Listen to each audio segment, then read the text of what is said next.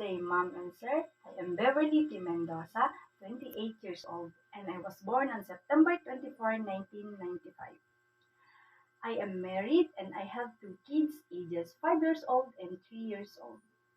I hold a bachelor's degree in elementary education and I work as a substitute daycare teacher here in the Philippines.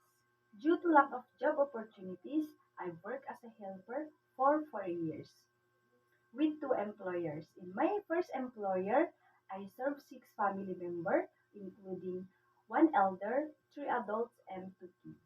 My duties and responsibilities are cooking, washing the dishes, washing and ironing the clothes, cleaning the house, marketing. In my second employer, I served one couple and one-year-old baby.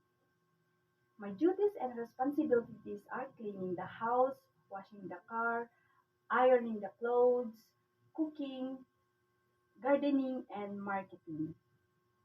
Mom, sir, I am a hardworking person, honest, trustworthy, detail-oriented, and reliable person and can do multitasking work.